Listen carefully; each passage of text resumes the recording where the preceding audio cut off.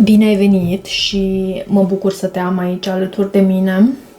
În această etalare vom încerca să aflăm răspunsul la întrebarea ce rol are persoana la care tu te gândești în viața ta.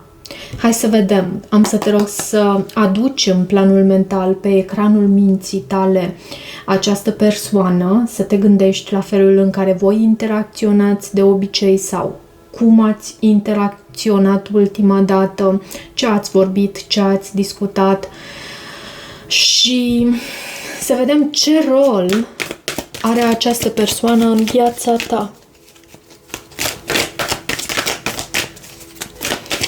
Ce rol are această persoană în viața ta? Uite, a ieșit Yin și Yang. Nu trebuie să te sperii de faptul că această carte a ieșit în poziția sa inversă. Văd și invidie tot în poziția sa inversă, ceea ce este un lucru bun. În poziția sa normală,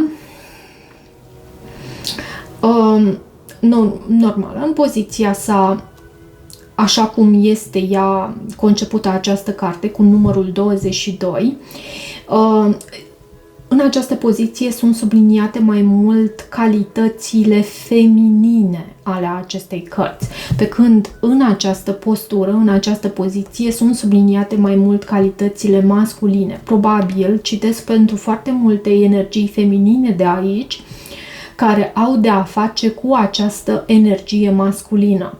Și rolul acestei persoane este să fie completarea la energia ta feminină. Acum, indiferent, pentru că nu citesc pentru gen, tu poți să fii foarte bine bărbat și să fii în energia ta feminină. Se spune că, așa, pentru că vreau să mă și explic, nu vreau să mă înțelegeți greșit. Se spune că noi toți avem atât masculin cât și feminin. Masculinul este creierul nostru și femininul este reprezentat de inima noastră. Unii sunt preponderent în inimă, alții stau mai mult în energia lor masculină, mai mult în mental și sunt mai puțin conectați cu inima lor. Ideal este ca noi să avem un echilibru între cele două și să existe, mai mult decât echilibru, să existe coerență. Când vorbesc despre coerență în inimă și coerență în minte, în creier, acestea două sunt două lucruri total diferite, dar atunci când există coerență, atât în inimă cât și în creier, atunci noi devenim mai creativi. Atunci noi, astfel de persoane, sunt privite de cei din jur ca fiind norocoase. Uite cum i-a ieșit și parcă nu am muncit cât am muncit eu sau ceva de genul ăsta. Pentru aceste persoane lucrurile vin de la sine și foarte ușor. Și nu numai lucrurile, pentru că m-am exprimat lucrurile, dar evenimente în viața lor, sincronicități din viața lor trăite într-un mod miraculos, lucruri trăite într-un mod miraculos. Despre coerență vorbește foarte mult Joe Dispenza, eu am cărțile aici ale lui. Coerența în inimă se obține foarte bine, adică e nevoie, e efort, că nu e atât de ușor să îți deschizi centrul inimii, e nevoie efort și timp. Pentru că unde merge atenția ta, acolo merge și energia ta. Cu cât te concentrezi mai mult pe centrul inimii, cu atât deschizi inima, centrul acesta feminin. De asemenea, pentru că tot am început să discut despre aceste lucruri, pentru a obține coerență, și eu fac un sumar un sumar al sumarului cumva, pentru că e mult de discutat aici. Pentru a obține coerență în creierul nostru, avem nevoie să intrăm din acele unde beta înalte, pentru că știm că noi funcționăm atât pe unde beta, alfa, delta, teta, gamma, ok? Și avem nevoie să intrăm din acele unde beta înalte, în acele unde beta mai joase și chiar în undele alfa, pentru că atunci când creierul nostru este în unde alfa, este mult mai coerent și noi devenim și mult mai creativi în acele momente. Nu suntem stresați, nu suntem în modul de supraviețuire. Ok, cred că am vorbit destul despre aceste lucruri. Vreau să trec și la porțiunea de tarot. Însă, cred că această persoană este masculinul pentru tine, indiferent de faptul că ești femeie sau bărbat. Repet, sper că m-am făcut înțeleasă. Știu că e un sumar și e minimorum în ceea ce pot să explic eu, dar cred că e destul de clar și concis pentru a fi înțeles. Ok, hai să vedem. Ce rol are această persoană în viața ta? Regele de cupe. E persoana venită în viața ta pentru a te iubi. Poate este o persoană dintr-un semn de apă. Dar cel mai mult cu acest rege de cupe vorbește despre faptul că această persoană e venită aici pentru a te iubi. Rolul acestei persoane în viața ta e acela de a te iubi, de a avea poate chiar răbdare cu tine. Am să spun și asta pentru că văd și acest spânzurat. De a putea ca împreună să aveți parte de progres. Poate că e posibil aici să se ajungă chiar la un contract între voi în sensul de căsnicie. Dar echilibrul este subliniat aici. Și pe tine te văd în această energie foarte pasională, foarte atractivă, atrăgătoare, carismatică. Rolul acestei persoane e acela de a te iubi. Și nu știu dacă am adresat aici invidie la modul invers. Și ce este aici? Door to personal healing and happiness. E ca și cum existau anumite blocaje în vindecarea și pentru fericirea ta. Și împreună cu această persoană tu ai reușit să depășești anumite blocaje. Nu știu de cât timp cunoști această persoană.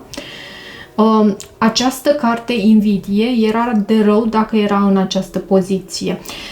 Văd aici această persoană care are un anume statut, are ceva realizări aici, doar că palatul ei este din argint și parcă ar tânji la acel palat din aur. Dar este inversă această carte și e un lucru bun. Cumva, dacă n-aș putea să spun că există invidie din partea acestei persoane, ci mai mult inspirație. Poate că s-a inspirat de la tine sau tu te inspiri de la această persoană. Există cooperare, există inspirație unul de la celălalt. Sau voi împreună formați acest cuplu. Pentru cei care sunteți deja împreună, formați acest cuplu care inspiră pe cei din jur. Ce rol are această persoană în viața ta? Mai spunem, te rog, spirit, câteva lucruri aici. Nu am să vă țin foarte mult. Justiția. Și se arată din nou acest card. Justiția era și mai înainte undeva la baza pachetului și văd regele de spade. Sincer, nu simt că ar fi... Da, poate fi o balanță. Gemeni, vărsător. Uite și gemeni. Foarte mult aer văd aici. Aerul reprezintă masculinul, este elementul care vorbește foarte mult despre comunicare, inteligență.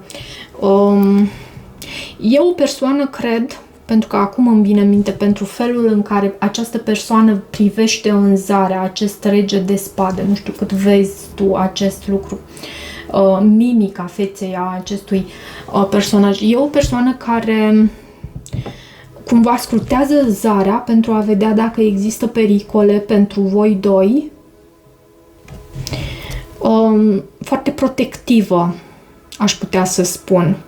Și echilibrată cu acest card justiția. Poate există un contract între voi, poate, sau există acest potențial de a se forma ceva foarte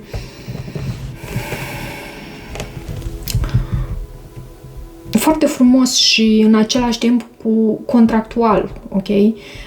O căsnicie. De ce această carte justiția în rolul acestei persoane în viața ta?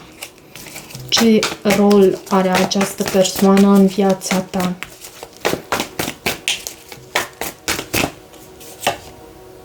Pajul de monede. Iarăși poate reprezenta un copil, o ofertă, o oportunitate, pentru că văd și acest cavaler de cupe, o ofertă de a forma această familie fericită și de a o proteja în același timp.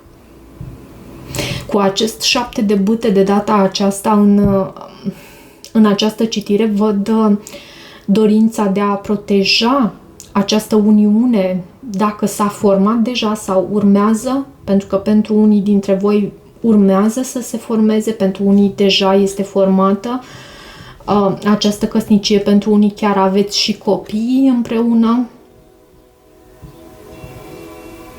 Roata norocului. E ceva pe destin aici.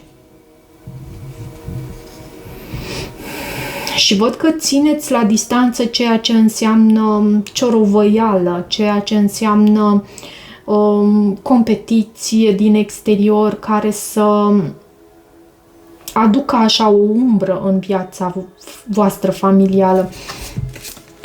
Foarte frumoasă citire văd aici pentru tine.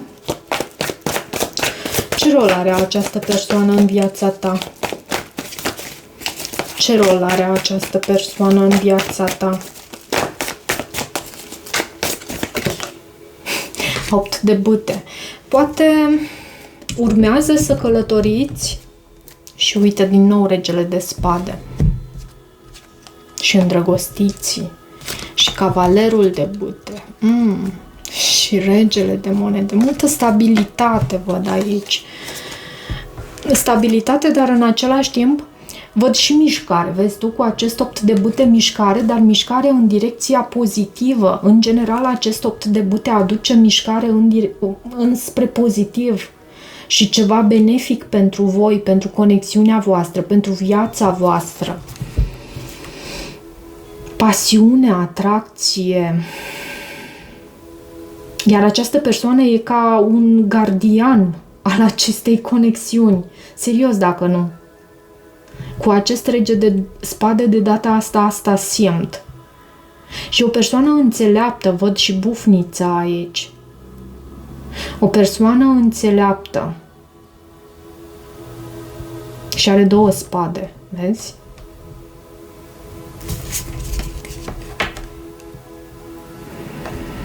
Cred că ai lucrat foarte mult cu energia ta. Și când spun lucru cu energia ta, cred că am mai discutat noi ce înseamnă acest lucru. ai intrat în subconștient și ți-ai reprogramat subconștientul într-un mod extraordinar și ai muncit, a existat muncă și timp necesar investit în așa ceva, în vindecarea ta. Și ai așteptat, văd, și ai trăit și momente. Vezi tu, în trecut ai trăit și momente care au fost, te-au pus la pământ. Dar nu ți-ai pierdut speranța. Văd această pasăre albă care reprezintă firicelul acela de speranță pe care tu nu ți l-ai pierdut.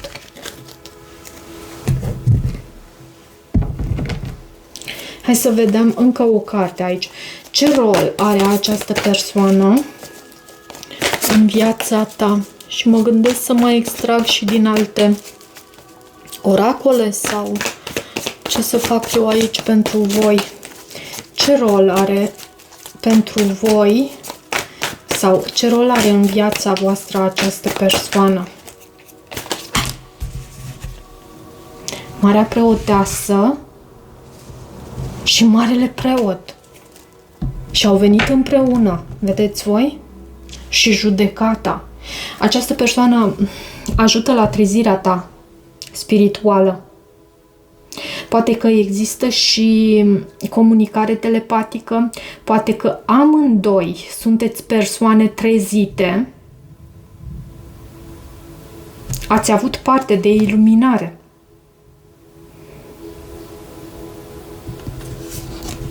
Mama mia, ce citire!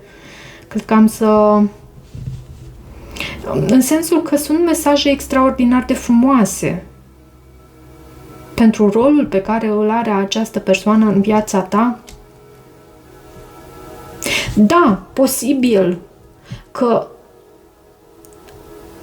a trebuit să se facă dreptate aici, posibil că a existat și o karmă de ars.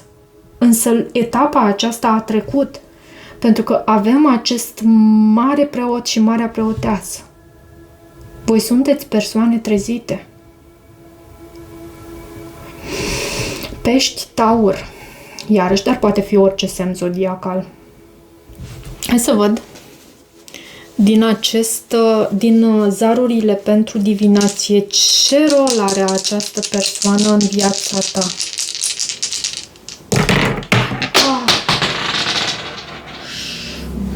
Ia să văd eu unde s-a oprit. La Vărsător.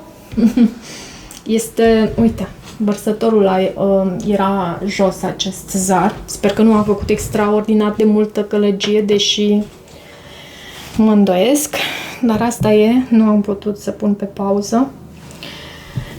Și văd casa a cincea. Este casa întâlnirilor de dragoste. Mercur, cred că comunicarea autentică este foarte importantă aici între tine și această persoană. Ai de a face cu o persoană vizionară, cu o persoană autentică de asemenea.